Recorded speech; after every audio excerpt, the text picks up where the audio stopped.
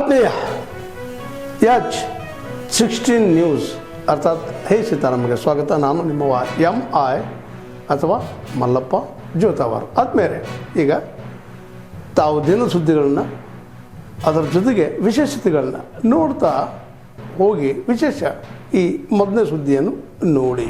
ಅಥವಾ ನಮ್ಮ domestic gas ಆಗ್ಬೋದು, ಇದನ್ನು ಬಳಕೆ ಮಾಡ್ತಕ್ಕಂಥ ಭಾರತದ ಜನ ಇವತ್ತು ತತ್ತರಿಸಿ ಹೋಗಿದ್ದಾರೆ. ಭಾರತ ದೇಶದಲ್ಲಿ ಸಮಗ್ರವಾಗಿ ನಾವು ಗ್ಯಾಸನ್ನು ಸರಬರಾಜು ಮಾಡ್ತೀವಿ ಅಂತೇಳಿ ಎಲ್ಲ ವಲಯಗಳನ್ನು ತೆಗೆಸಿ ಉಚಿತವಾಗಿ ಸಂಪರ್ಕ ಕೊಡ್ತೇವೆ ಅನ್ನೋ ವೇದವಾಕ್ಯದಲ್ಲಿ ಪ್ರಾರಂಭ ಮಾಡಿದಂಥ ಗೌರವಾನ್ವಿತ ಭಾರತ ದೇಶದ ಪ್ರಧಾನಮಂತ್ರಿ ಆಗಿರ್ತಕ್ಕಂಥ ನರೇಂದ್ರ ಮೋದಿ ಅವರ ಸರ್ಕಾರ ಇವತ್ತು ಸಂಪೂರ್ಣವಾಗಿ ಗ್ಯಾಸ್ ಕೊಡಲಿಕ್ಕೆ ವಿಫಲವಾಗಿದೆ. ಇವರು ವೈಫಲ್ಯ ಅವತ್ತು ಎತ್ತು ತೋರಿಸ್ತದೆ.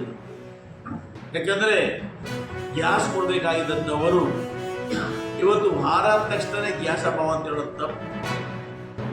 ನಮ್ಮ ಒಂದು ಗ್ರಾಹಕರ ನಿರ್ವಹಣೆಯಲ್ಲಿ ಪ್ರತಿಯೊಂದು ಕೂಡ ಮೂಲಭೂತ ಸೌಕರ್ಯಗಳು ಮತ್ತು ಅತ್ಯವಶ್ಯವಾಗಿರ್ತಕ್ಕಂಥ ವಸ್ತುಗಳನ್ನು ನಾವು ದಾಸ್ತಾನು ಮಾಡಬೇಕಂತದ್ದು ಸರ್ಕಾರದ ಕರ್ತವ್ಯ.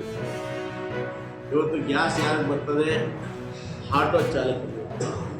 LPG ಗ್ಯಾಸ್ ಸಿಗದೆ ಅವರು ಒಂದೊಂದು ಊಟಕ್ಕೆ ಕೂಡ ಕಷ್ಟಪಡುವಂಥ ಹೀನಾಯ ಪರಿಸ್ಥಿತಿ ಇದ್ದಾರೆ. ಇದಕ್ಕೆ ಯಾರ ಕಾರಣ? ಸೆಂಟ್ರಲ್ ಗೌರ್ಮೆಂಟ್ನ ನರೇಂದ್ರ ಮೋದಿಯವರ BJP. ಇದು LPG ಗ್ಯಾಸ್ ಇಲ್ಲ, CNG ಗ್ಯಾಸ್ ಇಲ್ಲ, ಗೃಹಬಳಕೆ ಗ್ಯಾಸ್ ಇಲ್ಲ, ಇದರೊಟ್ಟಿಗೆ ಕಮರ್ಷಿಯಲ್ ಗ್ಯಾಸ್ ಇಲ್ಲ. ಇವತ್ತು ಎಷ್ಟೋ ಹೋಟೆಲ್ಗಳನ್ನು ಬಂದ್ ಮಾಡಿದ್ದೇವೆ. ಬಂಗಾರಪೇಟೆ ಸ್ವತಃ ನನ್ನ ಸಂಸ್ಥೆಯ ಹೋಟೆಲನ್ನು ಕೂಡ ಗ್ಯಾಸ್ ಇಲ್ಲದೆ ಇವತ್ತು ಬಂದ್ ಮಾಡಿದ್ದೇವೆ. ಇವತ್ತು ಇವರು ಸಹಜವಾಗಿ ನಿತ್ಯ ಬಳಸ್ತಕ್ಕಂಥ ವಸ್ತುಗಳನ್ನು ಇಷ್ಟು ಒಂದು ದಾಸ್ತಾನ ಮಾಡ್ತಕ್ಕಂಥ ನಿಯಮ ಇದೆ. ಇವತ್ತು ರೇಷನ್ ಆಗ್ಬೋದು, ಗ್ಯಾಸ್ ಆಗ್ಬೋದು, ಪೆಟ್ರೋಲ್ ಆಗ್ಬೋದು, ಡೀಸೆಲ್ ಆಗ್ಬೋದು, ಯಾವ ಜನರಿಗೆ ಸಮರ್ಪಕವಾಗಿ ನಾವು ಕೊಡಬೇಕು ಇದನ್ನು ದಾಸ್ತಾನ ಮಾಡ್ತಕ್ಕಂಥದ್ದು ಫುಡ್ ಎಸೆನ್ಷಿಯಲ್ ಆಕ್ಟಲ್ಲಿ ಕೇಂದ್ರ ಸರ್ಕಾರ ಜವಾಬ್ದಾರಿ ಕೂಡ ನಾವು ಕೂಡ ಭಾಗವಹಿಸ್ತೇವೆ. ಎಲ್ಲ ಇಲಾಖೆಗಳಿಂದ ಸ್ವಚ್ಛತೆಗಳನ್ನು ಭಾಗವಹಿಸ್ತೇವೆ. ಹಾಗೆಯೇ ಪ್ರೈವೇಟ್ ಸ್ಕೂಲ್ಸ್ ಆಗ್ಬೋದು, ಸರ್ಕಾರಿ ಶಾಲಾ ಕಾಲೇಜುಗಳು, ಪ್ರೌಢಶಾಲೆಗಳಿಂದ ವಿದ್ಯಾರ್ಥಿಗಳೊಂದಿಗೆ ಪ್ರತಿಯೊಂದು ಶಾಲೆಯಿಂದ ಕೂಡ ಎಲ್ಲರೂ ಬಂದು ಭಾಗವಹಿಸಬೇಕು. ಶಾಲೆಗಳಿಂದ ಆ ಒಂದು ಸಿಬ್ಬಂದಿಯ ಕರ್ತವ್ಯ ಜವಾಬ್ದಾರಿಯನ್ನು BEO ವಹಿಸ್ತಾ ಇದ್ದಾರೆ. ಕಲಾ ತಂಡಗಳು ಸುಮಾರು ಒಂದು 15 ಕಲಾ ತಂಡಗಳು ಭಾಗವಹಿಸಬೇಕು ಅಂತ ಹೇಳಿದಾಗ ನಗರ ಯೋಜನಾ ಪ್ರಾಧಿಕಾರದ ಅಧ್ಯಕ್ಷ ಆಗಿರ್ತಕ್ಕಂಥ ಸನ್ಮಾನ್ಯ ಆರ್ ಮುನ್ರಾಜರವರು, ಅಂಬೇಡ್ಕರ್ ಅವರು ಇವತ್ತೇನು ನಾವು ಜಯಂತ್ಯೋತ್ಸವ ಮಾಡ್ತಾ ಇದ್ದೀವಿ ಅದಕ್ಕೋಸ್ಕರ ನಾನು 15 ಕಲಾ ತಂಡಗಳನ್ನು ನಡೆಸ್ಕೊಡ್ತೀವಿ ಅಂತ ವಹಿಸ್ತೀನಿ. ಹಾಗೆಯೇ ನಾನು ಕೂಡ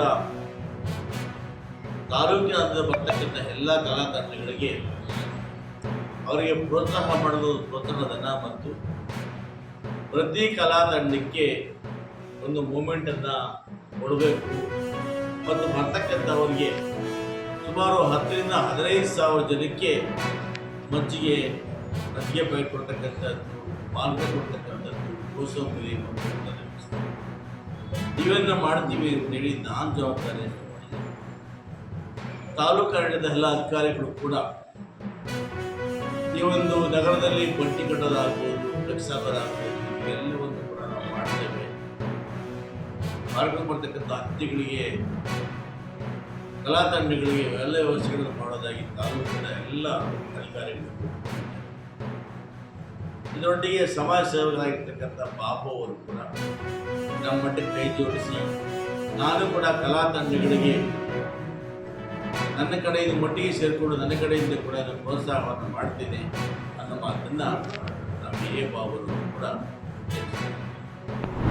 कि एक तो बहुत जगह पर लव जिहाद जैसी घटनाएं अलग अलग माध्यमों से हो रही है, जैसे कि हुबली में भी किसी जिम्नेशियम के संबंध में जो घटनाक्रम हुआ है, तो इस तरीके के प्रयत्न लव जिहाद के मुस्लिम समुदाय के एक वर्ग के माध्यम से ये सतत चल रहे हैं।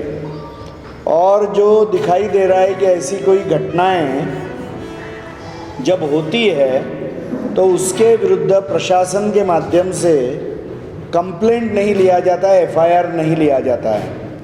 और इसलिए एफआईआर लेने की प्रक्रिया, प्रत्यक्ष कानून की प्रक्रिया यह होने की आवश्यकता है, जिसमें यहाँ पर अभी कर्नाटक में बहुत कमी दिखाई दे रही है। ऐसी घटनाएं अनेक जगह पर हो रही है। बेळगाव के क्षेत्र में भी ऐसे अत्याचार की घटनाएं हुई है, उत्तर कर्नाटक में, हुबली में भी हुई है, अन्य जिलों में भी हो रही है।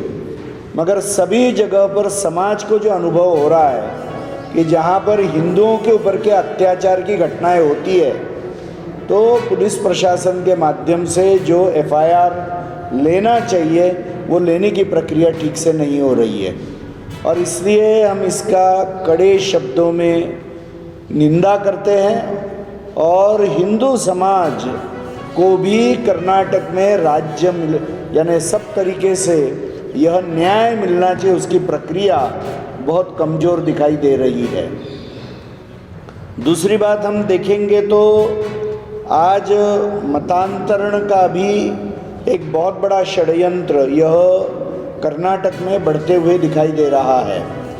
और ईसाई मिशनरियों के द्वारा फ्रॉड है, झूठ बातें है, प्रलोभन है, ऐसा देकर यहाँ के हिंदू धर्मावलंबियों को, हिंदू धर्म के अनुयायियों को धर्म से भ्रष्ट करने के प्रयास चल रहे हैं। और इसलिए आज हम देखेंगे तो भारत के कॉन्स्टिट्यूशन के अनुसार मतांतरण या रिलीजियस कन्वर्जन के ऊपर बैन है।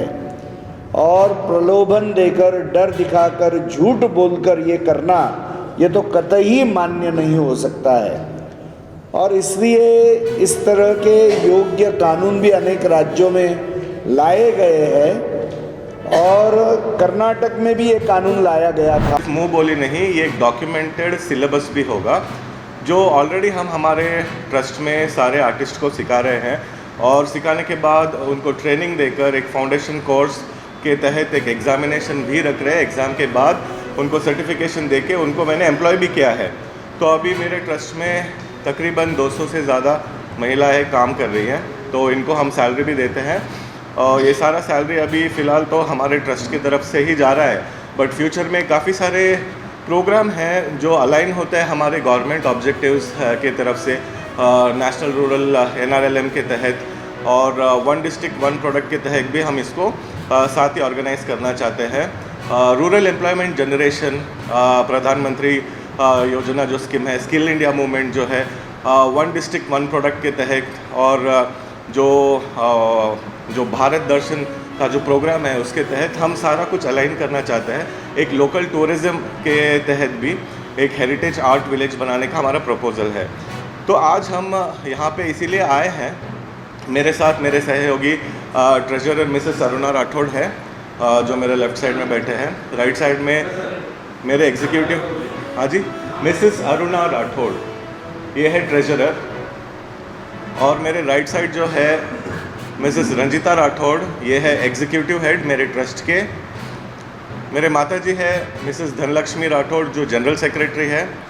और साथ ही साथ गुलबर्गा डिवीजन। ತಾವೆಲ್ಲ ಇಲ್ಲಿವರೆಗೆ ಸುದ್ದಿಗಳನ್ನು ನೋಡಿದಿರಿ, ಜೊತೆಗೆ ವಿಶೇಷ ಘಟನೆಗಳನ್ನು ಸಹ ನೋಡಿದಿರಿ. ಅದು ನಿಮ್ಗೆ ಏನು ಅನ್ನಿಸ್ತು? ನಿಮಗೆ ಲೈಕ್ ಮಾಡಿರಿ, ಶೇರ್ ಮಾಡಿರಿ, ಕಾಮೆಂಟ್ ಮಾಡಿರಿ, ಜೊತೆಗೆ ಸಬ್ಸ್ಕ್ರೈಬ್ ನಿಲ್ಲಿಸ್ಬೇಡ್ರಿ. H16 ನ್ಯೂಸ್ ಅರ್ಥಾತ್ ಈ ಸಿದ್ದರಾಮಯ್ಯ ಸತ್ಯದ ಕೈಗನ್ನಡಿ ವಂದನೆಗಳು.